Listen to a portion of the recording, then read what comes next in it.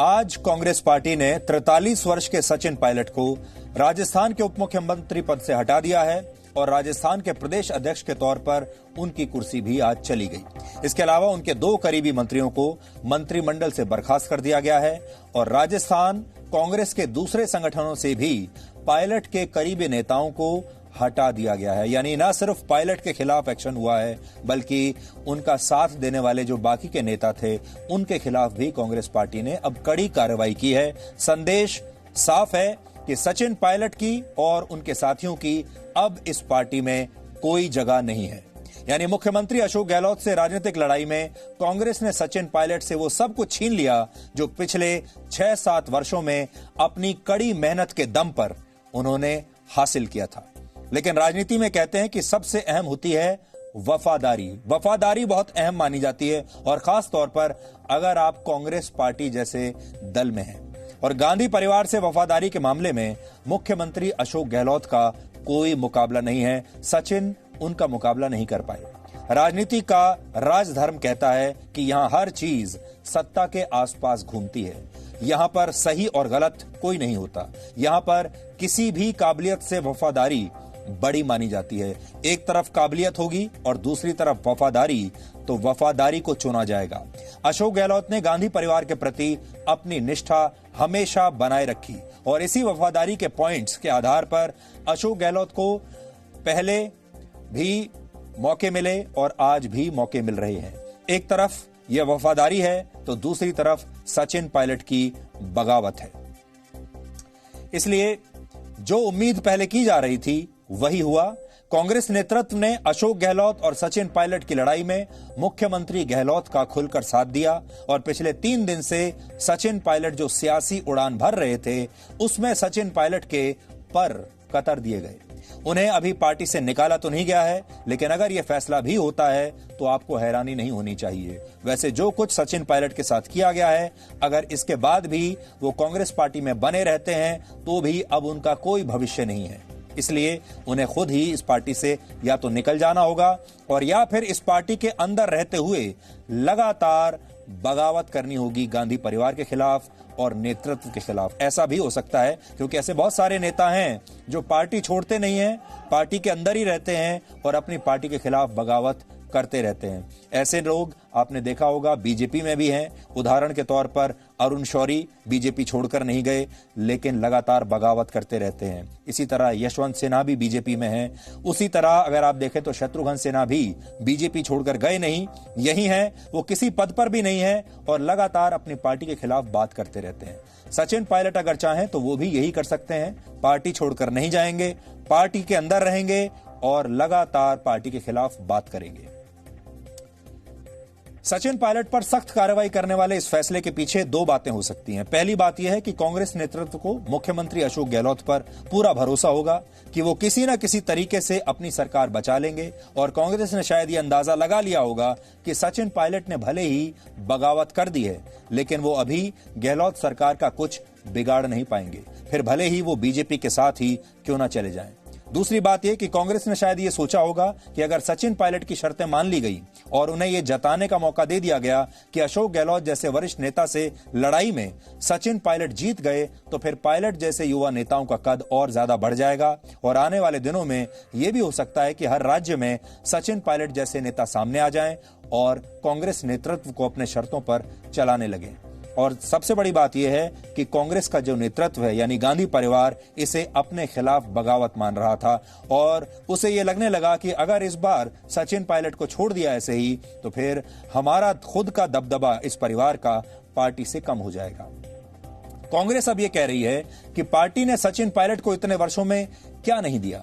वो 26 साल की उम्र में सांसद बन गए थे, 32 साल की उम्र में उन्हें केंद्र में मंत्री पद मिल गया था, 40 साल से कम उम्र में उन्हें राजस्थान का प्रदेश अध्यक्ष बना दिया गया और इसके बाद उन्हें उप मुख्यमंत्री पद भी दिया गया। लेकिन बीजेपी की वजह से सचिन पायलट भटक गए और सरकार गिराने की साजिश में जुट गए। यानी कांग्रेस का कहना यह है कि सचिन पायलट जरूरत से ज्यादा महत्वाकांक्षी हो गए। वो और बड़ा बनना चाहते थे, वो शॉर्टकट अपना रहे थे और वो बहुत जल्दबाजी में थे। 42 साल की उम्र में ही वो मुख्यमंत्री भी बन जाना चाहते थे और यही महत्वाकांक्षा उनके खिलाफ चली गई। ऐसा कांग्रेस के नेताओं का मानना है कि सचिन ने बहुत जल्दबाजी दिखाई, थोड़े दिन और इंतजार करना चाहिए था। दूसरी तरफ अगर आप अशोक गहलोत को देखें, अशोक गहलोत बहुत पुराने खिलाड़ी हैं, राजनीति के बहुत सधे हुए खिलाड़ी हैं। अशोक गहलोत राजस्थान के बहुत बड़े नेता हैं, आज के नेता नहीं हैं। एक एक कार्यकर्ता को नाम से जानते हैं और अशोक गहलोत जैसे नेता को उनके पद से हिला देना कोई छोटी मोटी बात नहीं है, वो अच्छी तरीके से जानते हैं। सचिन पायलट अभी उनके सामने बहुत जूनियर खिलाड़ी हैं और सचिन पायलट क्या करने वाले हैं ये अशोक गहलोत को 6 महीने पहले ही पता चल गया था, इसलिए उन्होंने अपनी सारी घेराबंदी पहले से करके रखी थी। सचिन पायलट को एहसान याद दिलाना, उन्हें बीजेपी की साजिश का हिस्सा बताना, उनसे राजनीतिक सत्ता और शक्ति छीन लेना, एक तरह से कांग्रेस ने सचिन पायलट के लिए अपने दरवाजे अब बंद कर दिए हैं। कांग्रेस का दावा है कि पार्टी के केंद्रीय नेतृत्व ने कम से कम 6 बार सचिन पायलट से बात करने की कोशिश की। कई दूसरे नेताओं ने सचिन पायलट को कई बार मनाने की कोशिश की, लेकिन पायलट माने नहीं। आज जयपुर में कांग्रेस विधायक दल की दूसरी बैठक हुई। कल की बैठक में सचिन पायलट और उनके समर्थक विधायक नहीं गए थे। कांग्रेस ने कहा था कि सचिन पायलट को दूसरा मौका दिया जा रहा है जिससे वो विधायक दल की बैठक में शामिल हों, लेकिन वो आज भी इस बैठक में नहीं गए। कांग्रेस ने पहले ही सचिन पायलट पर कार्रवाई करने का मन बना लिया था और वो उन्होंने आज कर दी। विधायक दल की बैठक में पार्टी विरोधी गतिविधियां करने वाले नेताओं पर कार्रवाई करने के लिए कहा गया और इसी के बाद कांग्रेस ने मीडिया के कैमरों के सामने आकर सचिन पायलट और उनके करीबी लोगों पर कार्रवाई का ऐलान कर दिया। सचिन पायलट की जगह पर गोविंद सिंह को राजस्थान का नया प्रदेश अध्यक्ष बना दिया गया है और अब तक कैमरे पर न बोलने वाले मुख्यमंत्री अशोक गहलोत ने भी खुलकर आज से बोलना शुरू कर दिया कि सचिन पायलट बीजेपी के हाथों में खेल रहे हैं। सचिन पायलट पर कार्रवाई का ऐलान करते हुए कांग्रेस के नेता रणदीप सिंह सुरजेवाला ने आज कहा क्या कहा और फिर अशोक गहलोत ने क्या कहा, पहले आप ये सुनिए और उसके बाद हम आपको आज बहुत ही दिलचस्प कहानी बताने वाले हैं। सचिन पायलट के जाने की इनसाइड स्टोरी क्या है, आज हम ये बहुत ही इंटरेस्टिंग कहानी है, बड़ी फिल्मी कहानी है, आज आपको वो बताएंगे और इसके बाद ये भी बताएंगे कि अब सचिन पायलट क्या करेंगे, उनके पास क्या विकल्प बचे हैं। भारतीय जनता पार्टी ने एक साजिश के तहत संपूर्ण बहुमत से राजस्थान की बहादुर जनता द्वारा चुनी गई कांग्रेस की सरकार को अस्थिर कर गिराने की साजिश की है। हम सबको एक बात का खेद अवश्य है कि राजस्थान के उप मुख्यमंत्री हमारे युवा साथी सचिन पायलट जी और कांग्रेस के कुछ विधायक साथी और मंत्री साथी दिग्भ्रमित होकर भाजपा के षड्यंत्र के जाल के अंदर उलझकर कांग्रेस की सरकार को गिराने की साजिश में शामिल हो गए। कांग्रेस नेतृत्व ने बार बार ये कहा कि जो स्नेह, जो आशीर्वाद, जो सहयोग, जो स्थान, जो राजनीतिक ताकत सचिन पायलट जी को छोटी उम्र में दी, शायद हिंदुस्तान में किसी दूसरे व्यक्ति को नहीं मिली। 2003 में हमारे साथी सचिन पायलट जी राजनीति में आते, 2004 में कांग्रेस पार्टी उन्हें 26 साल की उम्र में सांसद बना देती है। 30 और 32 साल की उम्र में कांग्रेस पार्टी ने उन्हें भारत सरकार का केंद्रीय मंत्री बनाकर जिम्मेवारी दी और 40 साल की उम्र में प्रदेश के उप मुख्यमंत्री की जिम्मेवारी दी। ये पिछले 6 महीने से षड्यंत्र चल रहा था और हम सबको जानकारी थी कि ये षड्यंत्र बहुत बड़ा है, हॉर्स ट्रेडिंग हो रही है और ये चलता रहा और जो स्थिति आज पहुंची उसी कारण पहुंची है। हमारे कुछ साथी गुमराह होकर के चले गए दिल्ली के अंदर। उन्होंने जो कुछ भी खेल खेला था जनबल के आधार पर, जैसे कर्नाटका के अंदर,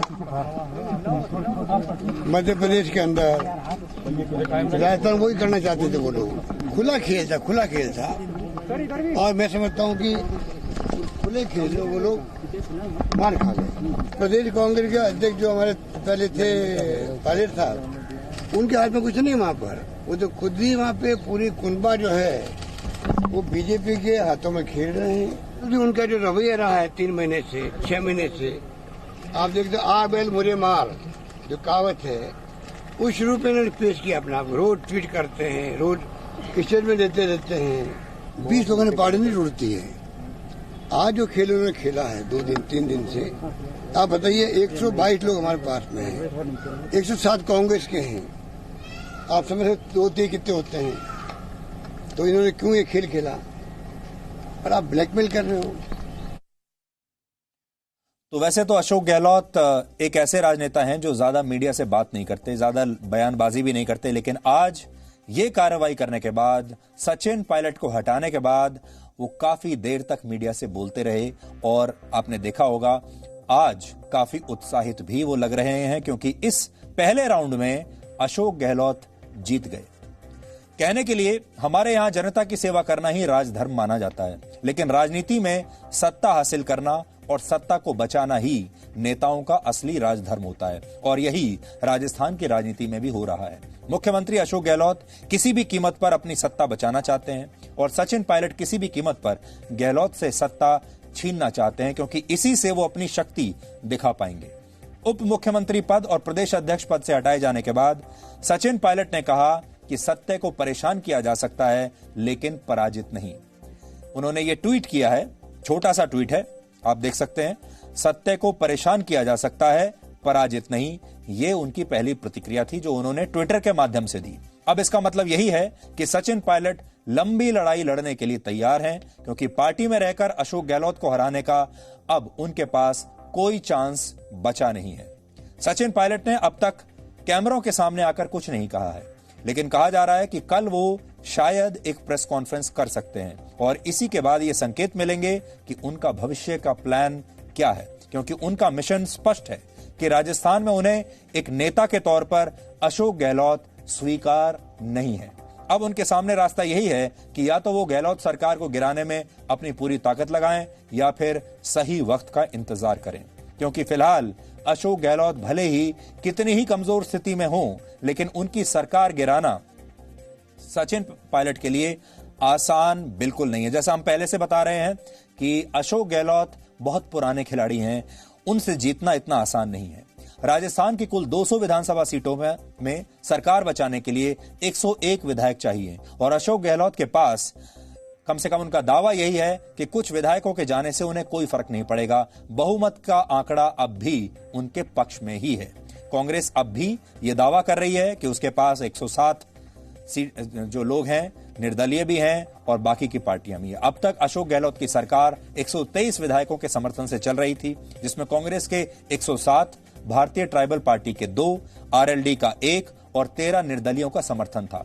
लेकिन इन 123 विधायकों में अब गहलोत के पास सिर्फ 101 विधायक ही बचे हैं, ऐसा कहा जा रहा है। बाकी 22 विधायकों के बारे में यह दावा किया गया है कि वो सचिन पायलट के समर्थन में है, जबकि बीजेपी और उनके सहयोगियों के 75 विधायक इस समय हैं। लेकिन इसके बावजूद अशोक गहलोत सरकार पर उतना बड़ा खतरा नहीं है जैसा खतरा मध्य प्रदेश में कांग्रेस की कमलनाथ सरकार को था, और जहां ज्योतिरादित्य सिंधिया के पार्टी छोड़ने के बाद कमलनाथ की सरकार गिर गई थी। अशोक गहलोत राजनीति के बहुत पुराने खिलाड़ी हैं और उन्हें अनुभव है कि सरकार कैसे बनाई जाती है, और वो ये भी जानते हैं कि सरकार कैसे बचाई जाती है। यानी जो काम कमलनाथ नहीं कर पाए मध्य प्रदेश में, वो काम फिलहाल अशोक गहलोत ने कर दिखाया, अपनी सरकार बचा ली। राजस्थान में जिस भारतीय ट्राइबल पार्टी के 2 विधायकों का समर्थन गहलोत सरकार को था, उसके 1 विधायक राजकुमार रावत ने आज यह आरोप लगाया कि पुलिस उन्हें कहीं भी जाने नहीं दे रही है और उन्हें एक तरह से बंधक बना लिया गया है। आप देखिए वो क्या कह रहे हैं। आज मैं राजस्थान विधानसभा का 84 विधानसभा क्षेत्र से विधायक हूं और वर्तमान में जो राजस्थान में स्थिति पैदा हो चुकी है, अभी ये हाल है कि हमें एक तरह से कैद कर रखा है, क्योंकि आज 3 दिन हो गए हमारे एमएलए क्वार्टर पे थे। कई लोग कह रहे हमारे साथ चलो, हमारे साथ चलो, और आज पुलिस प्रशासन की 3 से 4 गाड़ियां हमारे साथ लगी है। मैं क्षेत्र के लिए निकला, लेकिन वो लोग निकलने नहीं दे रहे हैं और चारों तरफ गाड़ियां लगा दी है और मेरी गाड़ी की चाबी भी ले ली गई है और दोनों तरफ ये पुलिस लगी हुई है। ये एक मतलब एक तरह की बदतमीजी की जा रही है। तो विधायकों की क्या स्थिति है राजस्थान में, अभी आपने देख लिया।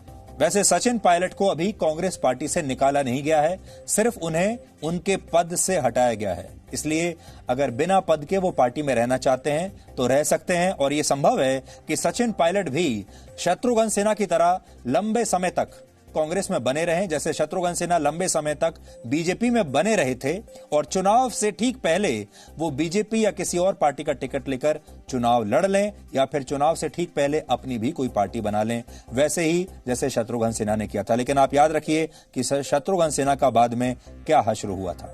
बहुत लोग ये सोचते हैं कि कांग्रेस के अंदर की लड़ाई वरिष्ठ नेताओं की और युवा नेताओं की लड़ाई है, यानी पुरानी पीढ़ी के नेताओं की और नई पीढ़ी के नेताओं के बीच की ये लड़ाई है।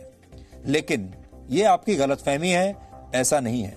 आज हम आपको एक कहानी बताएंगे और इस कहानी से आप समझ जाएंगे कि कांग्रेस के अंदर क्या चल रहा है।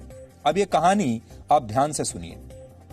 आपको याद होगा जब कांग्रेस वर्ष 2019 का लोकसभा चुनाव बुरी तरह से हार गई थी, तब राहुल गांधी ने कांग्रेस के अध्यक्ष पद से इस्तीफा दे दिया था। तब कांग्रेस के अंदर बहुत ड्रामा हुआ था। अधिकतर नेताओं ने राहुल गांधी से इस्तीफा वापस लेने का अनुरोध किया था। कुछ नेताओं ने तो राहुल गांधी के समर्थन में पार्टी संगठन से अपने इस्तीफे भी दे दिए थे। लेकिन जब राहुल गांधी अड़े रहे तो कुछ नेताओं ने नया अध्यक्ष चुनने का भी सुझाव दिया, और तब पार्टी में यह सहमति बनी थी कि अब हम पार्टी का नया अध्यक्ष चुनेंगे, और हो सकता है वो नया अध्यक्ष अब गांधी परिवार से बाहर का हो। उस समय का जो माहौल था वो ये था कि अब गांधी परिवार से बाहर के किसी नेता को कांग्रेस का अध्यक्ष बनाया जाए, और बहुत सारे लोगों को देश में ये लगा कि वाकई अब कांग्रेस पार्टी के नेताओं को अकल आ गई है और वो समझ गए हैं कि राहुल गांधी के बस का अब इस पार्टी को आगे ले जाना नहीं है, और कांग्रेस बहुत अच्छे भले मन से अब अपना आत्ममंथन कर रही है। इसी दौरान महाराष्ट्र में कांग्रेस के एक युवा नेता ने, जो पहले कांग्रेस की सरकार में मंत्री भी रह चुका है, कांग्रेस के नए अध्यक्ष के तौर पर खुद राहुल गांधी को 2 नेताओं के नाम सुझाए। और इस युवा नेता ने जो नाम सुझाए वो 2 नाम थे, ज्योतिरादित्य सिंधिया और सचिन पायलट। दोनों ही युवा हैं, बहुत डायनेमिक हैं और अध्यक्ष बन सकते हैं पार्टी के, ऐसा बताया गया। महाराष्ट्र के इस युवा नेता ने कहा था कि सचिन पायलट और ज्योतिरादित्य सिंधिया में कांग्रेस का अध्यक्ष पद संभालने की पूरी क्षमता है। लेकिन इसी के बाद ज्योतिरादित्य सिंधिया, सचिन पायलट और महाराष्ट्र के उस युवा नेता के बुरे दिन शुरू हो गए। और ये तीनों लोग तभी समझ गए, जिस नेता ने कांग्रेस अध्यक्ष बनाने के लिए सचिन पायलट और ज्योतिरादित्य सिंधिया का नाम लिया था, सुझाव दिया था, उस नेता का नाम अब तक आप समझ चुके होंगे। उस नेता का नाम है मिलिंद देवड़ा। वो खुद 2 बार लोकसभा के सांसद रह चुके हैं, कांग्रेस की केंद्र सरकार में मंत्री रह चुके हैं। लेकिन जैसे ही उन्होंने कांग्रेस अध्यक्ष के लिए सिंधिया और पायलट का नाम आगे बढ़ाया, वैसे ही कांग्रेस के अंदर इन नेताओं को किनारे लगाने की तैयारी शुरू हो गई। कुछ दिनों के बाद ये कहा जाता है कि ये नेता आपस में भी बात किया करते थे कि अब इनके बुरे दिन शुरू हो जाएंगे और इन्हें कांग्रेस में किनारे लगाकर या फिर पार्टी से ही निकाल कर दम लिया जाएगा। और वैसे ही हुआ, यानी ये पटकथा तभी लिख दी गई थी। पहले ज्योतिरादित्य सिंधिया को पार्टी छोड़ने पर मजबूर किया गया, और फिर अब सचिन पायलट की बारी आई है। और कोई बड़ी बात नहीं है कि आने वाले दिनों में मिलिंद देवड़ा का भी पार्टी में ऐसा ही हाल हो जाए, जबकि ये वो नेता हैं जो राहुल गांधी के एक जमाने में सबसे करीबी नेता माने जाते थे। आप सोचिए, अब से 1 साल पहले यह कहा जाता था कि ये नेता राहुल गांधी के सबसे करीबी नेता हैं, ये न सिर्फ उनके साथ काम करते हैं बल्कि राहुल गांधी के दोस्त भी हैं। ऐसा इसलिए किया गया क्योंकि कांग्रेस में वफादारी सबसे बड़ी चीज है, और वफादारी पार्टी के लिए नहीं, वफादारी गांधी परिवार के लिए। कांग्रेस को लगता है कि जब राहुल गांधी ने इस्तीफा दिया था, तब ऐसे नेताओं ने या तो दिल से गांधी परिवार का साथ नहीं दिया, या फिर गांधी परिवार से बाहर के किसी नेता में वो अपना भविष्य देखने लगे। उस समय कांग्रेस के ऐसे नेताओं को पार्टी की बैठकों में बहुत डांटा भी जाता था, और ये कहा जाता था कि उन्होंने राहुल गांधी का पूरा साथ नहीं दिया। राहुल गांधी ने उन लोगों को भी नोट किया जिन्होंने इस्तीफे नहीं दिए थे उनके साथ। जैसे राहुल गांधी के इस्तीफे के बाद ज्योतिरादित्य सिंधिया ने भी कांग्रेस महासचिव के पद से इस्तीफा दिया था, और उन्होंने उत्तर प्रदेश के लिए मिली जिम्मेदारी को भी छोड़ दिया था। लेकिन ऐसा माना जाता है कि उन्होंने इस्तीफा देकर एक तरह से कांग्रेस संगठन से मुक्ति पाई थी। बाद में ज्योतिरादित्य सिंधिया बीजेपी में चले गए। ऐसे नेता जो राहुल गांधी के बहुत करीबी माने जाते थे, उन्हें एक एक करके किनारे लगाया गया या फिर कांग्रेस के उन वरिष्ठ नेताओं के साथ समझौता करने पर मजबूर किया गया जो सोनिया गांधी के बहुत करीबी माने जाते हैं। जैसे हरियाणा में राहुल गांधी के करीबी नेता अशोक तंवर को भूपेंद्र सिंह हुड्डा के साथ समझौता करने पर मजबूर कर दिया गया। अशोक तंवर आजकल पार्टी से बाहर है। इसी तरह से महाराष्ट्र में मिलिंद देवड़ा, संजय निरुपम, उत्तर प्रदेश में जितिन प्रसाद जैसे नेता जिनके पास अब कोई काम नहीं है, पार्टी के संगठन में इन नेताओं को कोई महत्व नहीं दिया जाता। हरियाणा में दीपेंद्र हुड्डा को भी एक जमाने में किनारे लगा दिया गया था, आपको याद होगा, लेकिन उन्हें अपने पिता की वजह से और क्योंकि हरियाणा में इस समय वो बहुत मजबूत स्थिति में है और हरियाणा में बहुत अच्छा उन्होंने काम करके दिखाया, इसलिए उन्हें राज्यसभा की सीट इस बार कांग्रेस की तरफ से मिल गई। हालांकि अगर वो अपनी ताकत न दिखाते कांग्रेस पार्टी को हरियाणा में तो ये सीट भी उन्हें न मिलती। लेकिन आप चाहे मिलिंद देवड़ा की बात कर लीजिए, चाहे दीपेंद्र हुड्डा की बात कर लीजिए, सचिन पायलट की बात कर लीजिए और ज्योतिरादित्य सिंधिया की बात कर लीजिए, जितिन प्रसाद की बात कर लीजिए, इन सब में कॉमन चीज क्या है? इन सब में कॉमन ये है कि ये सारे लोग युवा हैं, ये सारे लोग आगे चलकर राजनीति की लंबी पारी खेल सकते हैं और ये सारे लोग आगे चलकर राहुल गांधी को चुनौती भी दे सकते हैं। हालांकि एक बात यह भी है कि राहुल गांधी खुद गांधी परिवार वंशवाद का सबसे पुराना बरगद का पेड़ है और ये सारे नेता जिनकी हम बात कर रहे हैं ये भी वंशवाद की वजह से ही यहां पर हैं, जहां से ये वंशवाद की वजह से ही आज जहां पहुंचे हैं वहां पर आए हैं। यहां दिलचस्प बात यह है कि 2019 में कांग्रेस अध्यक्ष पद से राहुल गांधी के इस्तीफे के बाद करीब 2 महीने तक कांग्रेस के अंदर ड्रामा चला कि किसे अध्यक्ष बनाया जाए और इसके बाद भी नए अध्यक्ष पर कोई फैसला नहीं हो पाया और 2 महीने बाद ही सोनिया गांधी को अंतरिम अध्यक्ष बनाकर फिर से कांग्रेस का नेतृत्व दे दिया गया। तब से सोनिया गांधी ही कांग्रेस की अंतरिम अध्यक्ष बनी हुई हैं और अब तक कांग्रेस को नया अध्यक्ष नहीं मिला है। यानी ये पूरी दुनिया को उनकी आंखों में धूल झोंकने वाली बात थी। ये एक तरह का नाटक था और ड्रामा था लोगों को यह बताने का कि हम लोकतांत्रिक तरीके से नया अध्यक्ष ढूंढ रहे हैं, जबकि मंशा ऐसी थी ही नहीं। और अब आप देखिएगा थोड़े दिन के बाद राहुल गांधी फिर से पार्टी के अध्यक्ष बन जाएंगे। इसलिए अशोक गहलोत और सचिन पायलट का टकराव सिर्फ राजस्थान में सत्ता की लड़ाई नहीं है, ये तो उसकी बहुत छोटी पिक्चर है, छोटी तस्वीर है। ये कांग्रेस की लड़ाई है, कांग्रेस के भविष्य की लड़ाई है जो पिछले 1 साल से अंदर ही अंदर चल रही थी। बताया जाता है कि सचिन पायलट ने कांग्रेस नेतृत्व के सामने जो शर्तें रखी थी उनमें वो वित्त और गृह मंत्रालय देने की मांग कर रहे थे और ये कह रहे थे कि विधानसभा चुनाव से 1 साल पहले उन्हें मुख्यमंत्री भी बनाया जाए। लेकिन अशोक गहलोत इसके लिए तैयार नहीं हुए और कांग्रेस नेतृत्व ने भी अशोक गहलोत की बात ही मानी क्योंकि वो उन पर ज्यादा भरोसा करते हैं। हालांकि समीकरण कैसे बनते हैं और बिगड़ते हैं आप देख लीजिए। 1 साल पहले तक सचिन पायलट राहुल गांधी के ज्यादा करीबी माने जाते थे, अशोक गहलोत राहुल गांधी के इतने करीबी नहीं माने जाते थे। लेकिन अब समीकरण बदल चुके हैं। पिछले कुछ दिनों से कांग्रेस के कई नेता सचिन पायलट से हमदर्दी जता रहे हैं, कुछ नेता इस पूरे मामले पर दुख जता रहे हैं और कुछ नेता पार्टी को सावधान कर रहे हैं। इनमें जितिन प्रसाद, प्रिया दत्त, कपिल सिब्बल, अभिषेक मनु सिंघवी और शशि थरूर जैसे नेता शामिल हैं। जितिन प्रसाद और प्रिया दत्त जैसे नेताओं ने खुलकर आज सचिन पायलट का समर्थन किया है और कहा है कि सचिन पायलट ने पार्टी के लिए जो मेहनत की उस मेहनत से कोई इनकार नहीं कर सकता और महत्वाकांक्षी होना बुरी बात नहीं है। लेकिन सवाल यह है कि कांग्रेस नेतृत्व से सीधे सवाल अब पूछेगा कौन और कौन पूछेगा कि सचिन पायलट जैसे युवा नेताओं को क्यों किनारे लगा दिया गया। राहुल गांधी के लिए कांग्रेस में ज्यादातर नेता कहते हैं कि उन्हें अध्यक्ष पद फिर से संभालना चाहिए और बताया जाता है कि कांग्रेस में इसकी तैयारी पूरी भी हो गई है और राहुल गांधी बहुत जल्द दोबारा से कांग्रेस के अध्यक्ष बन जाएंगे। लेकिन राहुल गांधी से कांग्रेस का कोई नेता यह कभी नहीं पूछता कि जब उनके नेतृत्व में कांग्रेस को लगातार इतनी सारी हार मिली हैं तो फिर क्यों उन्हीं को फिर से अध्यक्ष पद पर लाने के लिए इतना जोर डाला जा रहा है। राहुल गांधी 2017 में कांग्रेस के अध्यक्ष बने थे। तब से 2019 के लोकसभा चुनाव तक उनके नेतृत्व में कांग्रेस ने लोकसभा और विधानसभा को मिलाकर करीब 15 चुनाव लड़े और इनमें से 11 चुनाव कांग्रेस हार गई। सिर्फ 4 चुनाव ही कांग्रेस जीती थी।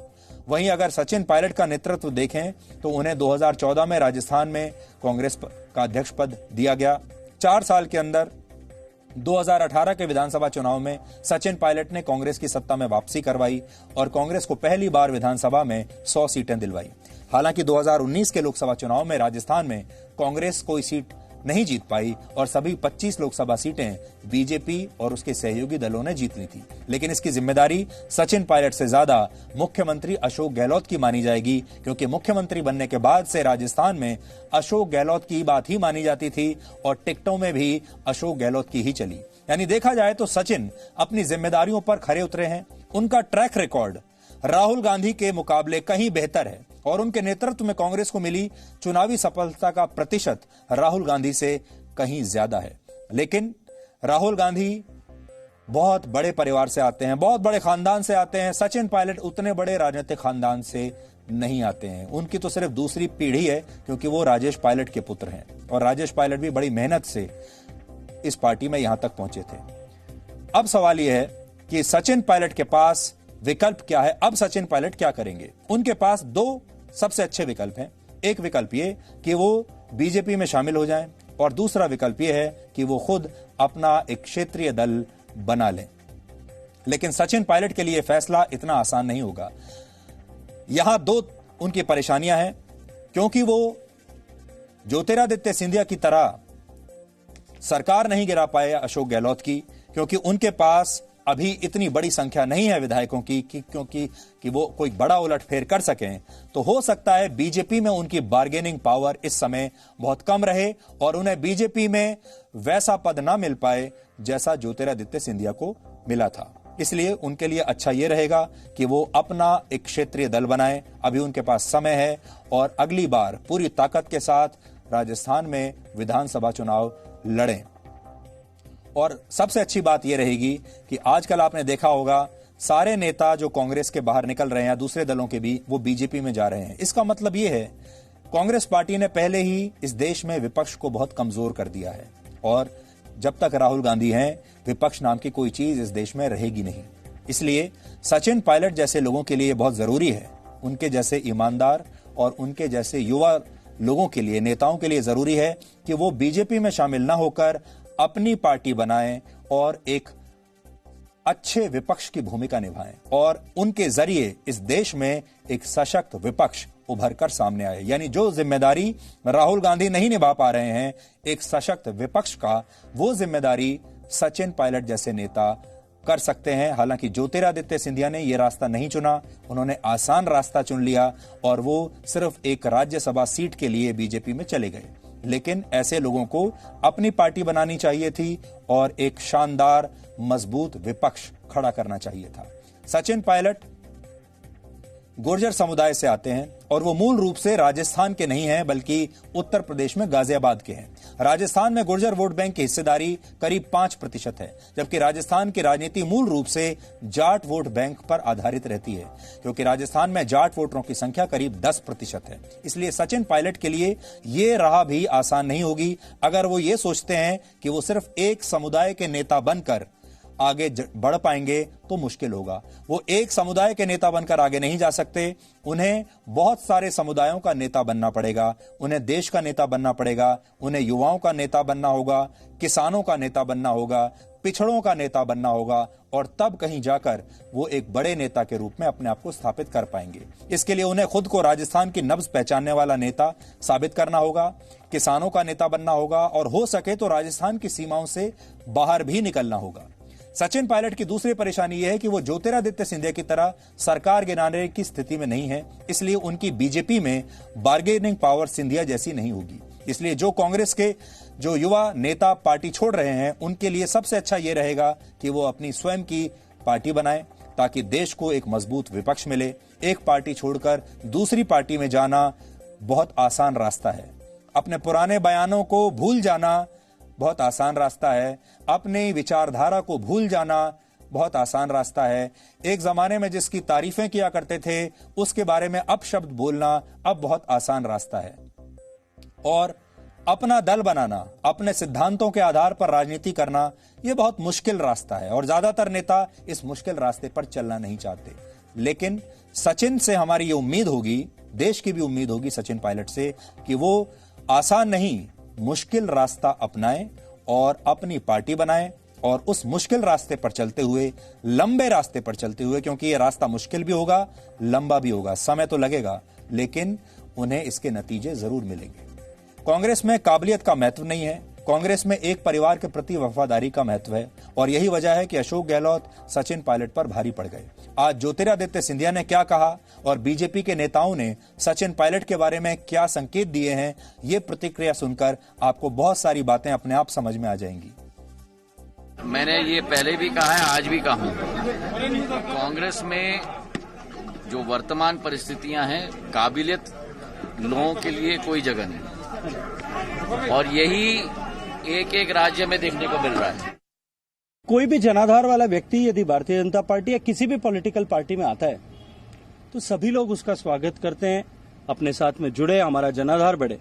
आज भारतीय जनता पार्टी का कुनबा इतना बड़ा हुआ है, हमारी विचारधारा पे कदम करते हुए प्रत्येक व्यक्ति जो हमारे साथ में काम करने के लिए आएगा, निश्चित ही हम उसका बाहें पसार करके स्वागत करेंगे। ये तो सामान्य प्रक्रिया।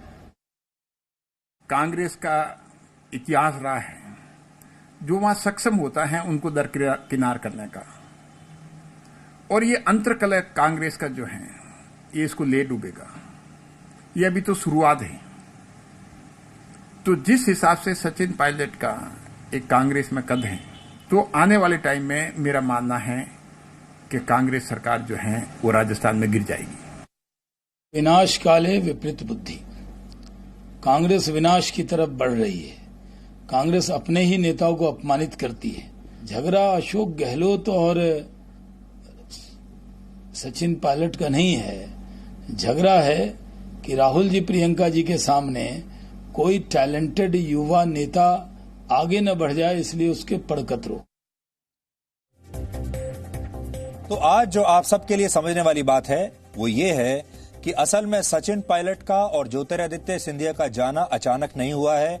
ये लोग पार्टी से जाएंगे, ये तो पिछले साल ही तय हो गया था, जब राहुल गांधी को और गांधी परिवार को इस बात का एहसास कराया गया था कि ये दोनों नेता अपने आप को भविष्य का कांग्रेस अध्यक्ष के बनने के बारे में सोच रहे हैं। ये अपने आप के बारे में इस तरह के ख्यालात रखते हैं और इनमें वो क्षमता है कि एक दिन ये अध्यक्ष पद के दावेदार बन सकते हैं। और यही बात गांधी परिवार से बर्दाश्त नहीं हुई और उसी दिन इनका एग्जिट प्लान तैयार कर लिया गया था। अब हम अपना अगला विश्लेषण हजारों वर्ष पुरानी एक कहानी से शुरू। Presenting B News app available on Google Play and App Store. Download it now.